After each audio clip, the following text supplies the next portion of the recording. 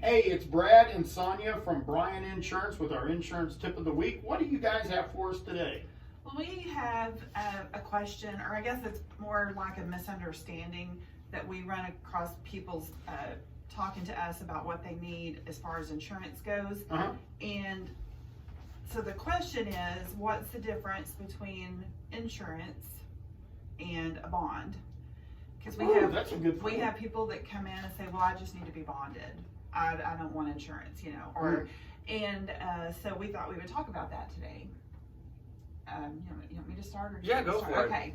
Because I'm mostly as confused as everybody else with the bonds too. He only owns the company. He's actually not. He writes a lot of bonds. He's giving you a hard time. Are you messing with us? He's messing with Maybe. He's messing with us. But I've only been bonded out a few times. It's fine. yeah, we don't do those kind of bonds. There's a lot of differences, but they're two totally different things. One of the biggest differences is who is protected on a general liability umbrella, commercial insurance. The business, the insured is the one that's protected on that.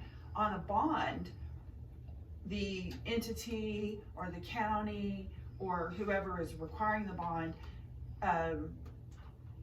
the person requiring the bond is the one that's protected. Okay. So if I have a liability claim and somebody sues me and it was my fault and I was negligent, my insurance company defends me and pays on behalf if I'm liable. Right.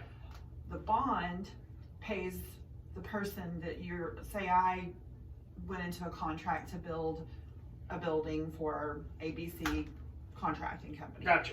And ABC Contracting Company requires me to have a bond, and I don't finish the job or I don't pay the subcontractors, whatever, then ABC Contracting is the one that's protected under the bond. Okay. So that's the one biggest difference. Right, and there's other types of bonds. So when people come in and they always say, I need to be bonded, you just kind of look at them like, what's the contract?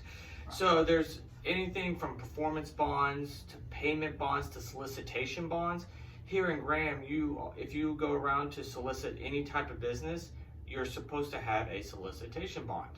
So we can handle those at Bryan Insurance. They're about $100, real easy, in and out.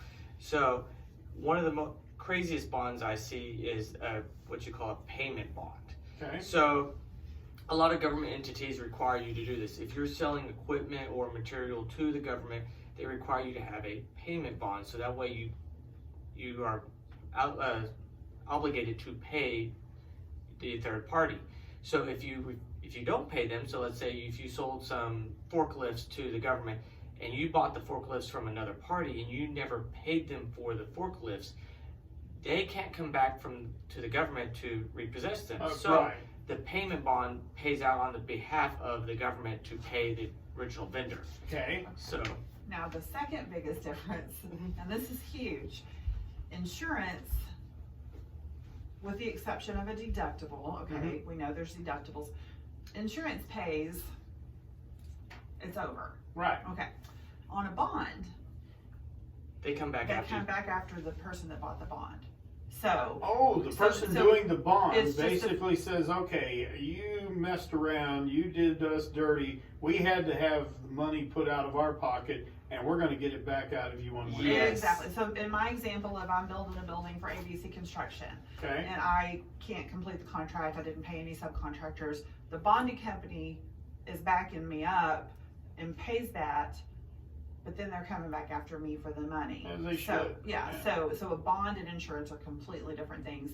I always refer to a bond as financial backing, which is kind of oversimplification, but that's what it is. And so depending on the type of bond, so the solicitation bonds, they're like, isn't it $10,000? Yeah. I mean, the most that they'll pay, and so those are real easy to do. But when you get into the complicated or large contracts, or if anything to do with the railroad commission, anything like that, the underwriting process is extensive. Before they issue the bonding company needs to know that that person has the financial resources to reimburse them if they have to pay. Right. And so it's pretty intense underwriting process before you can get the bond, so. All right. So you need, and you don't just get a bond because you want a bond, and that's what people get confused about. You get a bond because somebody's requiring it. There's a contract, or there's a permit, or there's an agreement, something that the person that you're working for, or you're working in their city or in their county, is making you get that bond. Okay. So.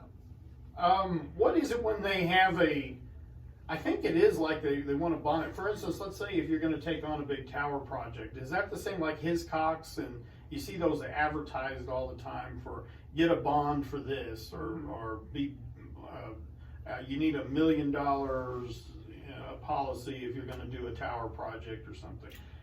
Is that the same sort of thing? Is that? Yeah. Who regulates when you do a tower? The FCC? Well, it just depends. It depends. FAA, there's FCC regulations. You got to fall into place on them.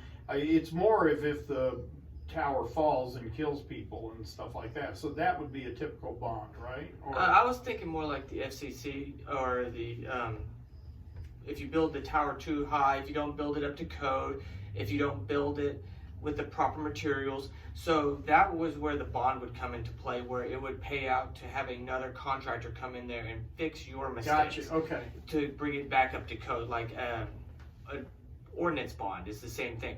Like in Wichita Falls, you have to have ordinance bonds up to $25,000 if you do anything that has to do with a sidewalk. Okay. So you have to have the bond, you have to have a contractor come out and do your sidewalk, and then the city comes out and inspects it to make sure it's up to code. If it's not, then they'll go after your bond.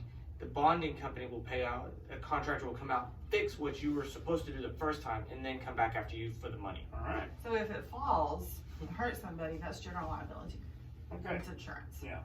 Of course, there's negligence and a whole bunch that may or may not be covered, but that's where that would come into play, would be under general liability insurance. How do we get a hold of you guys?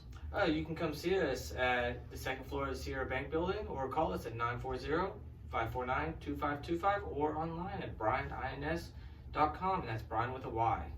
Brian, thank you. I'm Brad. My son's a Brian. Of course. I called you by mistake, Oh, he thinking gets that it a was lot. my son. We get that a lot. Do you? Yeah. Brad and Sonia, thank you so much. Brian Insurance on Y100 and whatever the heck the freak.